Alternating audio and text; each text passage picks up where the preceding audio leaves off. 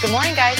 Morning. Hi, Jimmy. How are you? Stop trying to wear your new stuff. You try to distract me, all of a sudden you want to come out with your new ensemble. Sharp. It's not going to work. Thank you, Jenny. No, it's not. like I'm it. sharp. You're on every day. I'm going to wear a new suit. Now, I'll just discard them. I'll just wear them one time. How about that? Shannon. That's big time. Yo, you feeling good about This yourself? is like LeBron-esque. No, Yes. Huh? I'm LeBron. Are you? Yeah. You wish. How are you? I'm kind of thinking you more mellow. Yeah? Oh, thanks. Okay. Speaking of mellow, So, yeah, we've got a lot to get to. We are going to talk about plenty today. Can anyone explain what the Lakers are doing? And can anyone stop a Warriors three-peat? But, hey, let's start with Dwayne Wade. Your guy LeBron, he was there last night. Yes. He played his final NBA game last night, and he had an all-star crew in the front row to watch. Wade's best friends, LeBron, Carmelo, and CP3 were all on hand, and he put on a show, finishing with 25 points and a triple-double. Wade ends his career as the Heat's all-time leader in games, points, assists, and steals. And here he is after the game. To be able to go out here and understand that my last game, I wanted to be about my teammates as much as possible, be able to pass the ball, get a triple-double, all those things. So I accomplished that. I couldn't have asked for anything more. Obviously, people say, yeah, I asked to get the playoffs and all that. Welcome back, LeBron. Skip, what was your takeaway from last night? don't get me started by that. On that? Stop it, last Skip. night. I'll get to that in We'll a get to moment, it. but that's the subplot to last night Okay. because the marquee said Dwayne Wade's last hurrah. And what stunned me was that I found last night for Dwayne Wade even more emotional and legendary and memorable than his Tuesday night home finale. Interesting. And it had a lot to do with his banana boat best friends being there. But seriously, the love this man generates from sea to shining sea is unparalleled. Yes. I got to go back to Magic Johnson, who at the end, after his HIV, and he bounced back, but he retired and unretired and retired. And so there wasn't like one last going away moment right. for Magic, right? But has anyone in this league, this is way beyond Michael Jordan or Kobe because they were both divisive in their own ways. Right. They had lovers and haters and it was split. Right. But this man has, help me out here. Am I missing something? Only love? Was true to that, Skip. But Michael, we never knew when he was going to retire. Okay, that's the first fair. one, he walked away. That's The second fair. one, he walked away, and then Okay, all right, that's fair. And we knew when Kobe was going to retire, but he had his body just betrayed him so badly over the last 3 years. Right. But he had one last shootout hurrah, 60, True. what was 61? 60. 60. Hard to 60, forget 60, that one. yeah, okay. But still, it wasn't like this. And yet, as happy as I was for Dwayne, it was such a happy, sad night for Carmelo Anthony. And that's what got me the most. I was so conflicted and torn over Carmelo. Look, I love Carmelo, and I know I can't back up his career as all-time great because what he is in the playoffs, he was 25 and 47. He did win one scoring title. He made a whole bunch of all-star teams. He made 6 all-NBA teams, though never first team.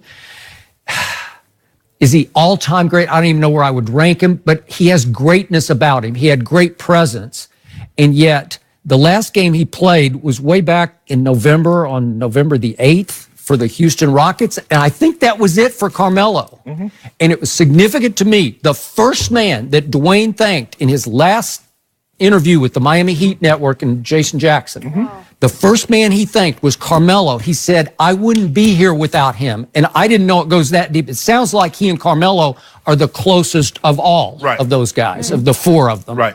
So to me, I felt sorry for him because Carmelo deserves some going away party, and I don't think he's going to get one. No. So, will he? No. And again, I can't defend a lot of things that went wrong at the end. I can't. But he did win a college championship at Syracuse. He led them as a freshman to the title, and he just had a presence about him. Even Kobe said, the hardest to guard for me was Carmelo in the low post because he was just a bull. He man. was. He was special. All right. So now back to Dwayne's final night. How did he eclipse Tuesday night? Well, last night was a microcosm of his whole career because the final irony was at home in Miami, he tried to do one last leap up on the scorer's table. Right. And he either doesn't quite have the lift or he mistimed his jump. But as he immediately said, this is tragic. Yeah. And he meant literally tragic because I think he really hurt his knee on Tuesday night. It sounded like surgery hurt his knee. Well, it sounded like this is why I'm retiring. Okay, but he hurt it so badly that all night long going into yesterday, he didn't think he could play. Spoelstra said after the game, I saw him on the scores table and I thought he was out. And he summoned one last hurrah. Right. How did he that's his whole career. Yes. He had to keep overcoming 2 bad knees. We talked yesterday. He had the old surgery, the prehistoric got to cut you open surgery on both knees when he was at Marquette. Right. And I don't think with the bone on bone and trying to regenerate some cartilage, I don't think it ever got very right. So he had to play the last, maybe 8-10 years of his career fighting 2 bad knees. Right. And last night he had to fight them one last time. And what was his goal last night? Not to score 60, because that's not how he played basketball. He wanted a triple-double. Right. Because it's more of a team stat because you got to get the 10 assists. You must be really unselfish. Okay? Okay? So that's how he played. I let the game come to me, and he didn't shoot the ball that well last night, but he went up with 25 points, and then he apologized right out of the box after the game. I didn't want to have to shoot this many times. I looked it up. He shot 28 times. It's been 4.5 years since he took 28 shots in a game. Right. So that made him uncomfortable, but finally, his brother, Udonis, converted the jump shot. Kidding. Yeah. How great is that? They came in together, same draft. Okay. Can I script that in Hollywood? Nope. Would you buy it? You wouldn't buy it. You'd say, that doesn't end like that. That's like a corny, cheesy Hollywood sports movie. That's why I don't like sports movies. But I love the reality of this. Yeah, because the sports movie, you already know how the ending's going to be because you probably know the plot behind it. Okay, but it's just so silly. But in this case, it was real. Yes. And UD converted and Dwayne converted a triple-double. And he went out with the one stat that he shot for. And then it was so cool that those guys all went out of their way to be there for him. Right. And then I heard Jason Jackson say later on the Heat Network that they had a big party planned, a rooftop celebration somewhere in Manhattan, and it was a disco night. So it's like a blast from the past, Yes, right? yes. Okay. Love it. All right. So in the end, what a great way to go out. In a second, but first. In sort of a poignant way, I think Carmelo got one last, he sort of shared the spotlight, and that's the closest he's going to get to having his night. Yeah, and you're glad he didn't shoot that ball, aren't you? Well, okay. Because he thought about it, he said, no. He started. But if I shoot an air ball, everybody going to say, see? They would. That's why. So he did it right, they just passed it off. I would agree with that. We'll never know what would or would not have happened. Yep. For me, looking at D. Wade, his last game, I think it sums up who he is and what he was about his entire career. Triple-double is really about unselfishness because you got to, as you said, in order to get it, you must assist the basketball. And guys got to make shots. So he went into the game saying, I want to show who I am my last time out. Got him a triple-dub. I was very excited to see that. You mentioned D. Wade hadn't shot the ball 28 times in 4.5 years. James Harden shot the ball 28 times 4.5 days ago. But that's neither here nor there. That's neither here nor there. And he probably shot it 30 times 2 days before that. Skip, you know what? Here's the thing. And I understand that your outpouring of support and you get emotional when you talk about Carmelo Anthony because he's one of the gifted scorers in all of NBA history. He but was. The difference between him, Carmelo, CP3, D. Wade, I'll get to LeBron in a minute, is that those guys, CP3 and D. Wade, was willing to change their game. D. Wade, when LeBron got there, says, I'm willing because he had the ball in his hands all the time before LeBron got there. Yep. He was willing to give the ball up, play off the ball, and later in his career, accept the role coming off the bench. CP3, his entire career until he got to Houston, was ball dominant. He was willing to accept the role in which he plays off the ball, and James Harden has the ball in his hand. And it nearly worked last year until he pulled his hamstring. Right.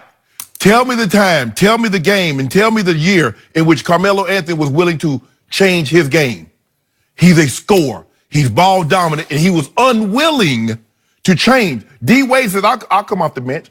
D. Wade says, okay, LeBron, go ahead and take it over. CP3 says, James, you need the ball more than I do. Go ahead, facilitate. Yep. And he can't get a day, Skip. Okay, who's going to give him the day? Now, Knicks might have a Carmelo Anthony He day. might have a day, but he's not going to be able to play. No. Yeah. No, but he's not going to get what D Wade got because you go for the Nuggets and then you force your way to the Knicks, and then the last couple of years with he and Phil Jackson going back and forth, and then you go to OKC, and then you go to the Rockets, and you spend 2 days in Atlanta, and you spend a day in Chicago. What a sad You can't get no Tough end. you can't get no farewell tour. But what makes this so special? Everybody can't get it. Paul Pierce didn't get no farewell tour, and he got so upset. Remember, he was sitting on the bench, and Draymond was. They don't love you like Kobe. You ain't getting no tour. Sit over there and be quiet. He got kind of a mock tour. Yeah, exactly. But that's what I'm saying. This is reserved for a special type of guy. It is. And D Wade is a very, very special type of guy. Now, and everybody keeps saying all these, you hear all these guys, oh, Carmelo can still play. I believe he can, but not the role that he played for the previous 14, 15 years. If he's willing to change and say, you know what, I can come off the bench. Okay, I can pass the ball, Skip. I just don't think anybody's going to trust that. No. In 16 years, Skip, he has 2 triple-doubles. He has 6 games in 16 years in which you had double-digit assists. For a guy that is that ball dominant,